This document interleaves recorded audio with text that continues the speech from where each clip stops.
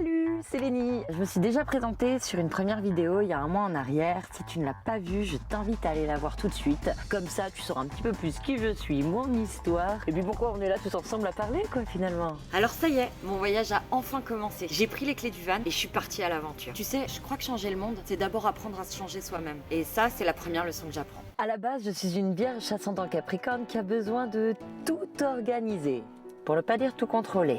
Si je gère tout à la perfection, ça marche forcément. Alerte spoiler, ça ne marche pas. Attends, bouge pas, je vais t'expliquer.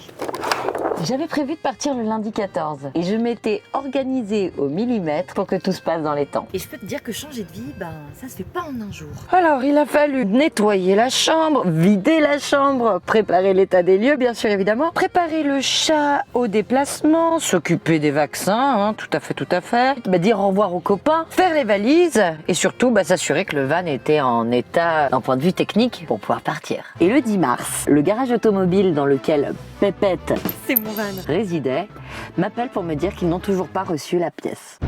Oui, allô, bonjour mademoiselle, excusez-moi, mais on n'a toujours pas reçu votre pièce. Mais comment ça, vous l'avez pas reçue? Vous la recevrez quand? Oh vous savez, c'est impossible à dire. Impossible à dire. Mais ça ne correspondait pas du tout à l'organisation millimétrée que j'avais prévue. Le van allait-il être prêt à temps pour que Lebowski et moi ne soyons pas à la rue? Allions-nous devoir arpenter les rues genevoises en fabriquant des cendriers en canettes pour survivre? Laisse-moi te dire que la question, elle a été vite répondue. Finalement, j'ai chopé le Covid. Mon état des lieux a été décalé d'une semaine et ça m'a sauvé d'une vie dans laquelle mon chat aurait été renommé Capsule. Les vrais savent. Pendant ma quarantaine, c'est mon ordinateur qui m'a lâché. Et là, je peux t'assurer que j'ai vraiment cru que quelqu'un m'avait jeté l'œil. Mais non, en fait, c'est aussi ça la vie. Faire avec les aléas du cosmos. Finalement, j'avais pas non plus prévu de ne plus avoir de famille au début. J'avais tout le package. Et puis un jour, tout a disparu. Parce que c'est aussi ça qui nous construit. Apprendre que rien n'est immuable. Tout peut disparaître, tout peut changer. Et d'ailleurs, c'est ça qui fait le beau. Alors savoure ce que tu as sur l'instant. Finalement, mon voyage n'a été reporté que d'une semaine. Et la bonne nouvelle, c'est que j'ai pu partir avec une pépette en état de rouler, un ordinateur réparé et un passe vaccinal. Si c'est pas beau ça. Merci la vie. Et me voilà aujourd'hui. Je te parle depuis une forêt de druides absolument magique. Et j'ai pas eu besoin de faire un seul cendrier en canette.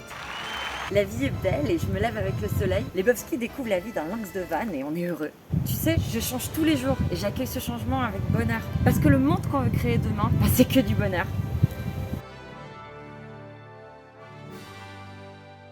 Dieu du vent, si tu m'entends, il me reste une phrase à dire.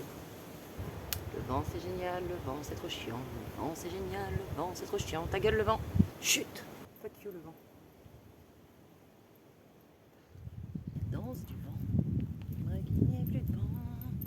Car le vent c'est chiant.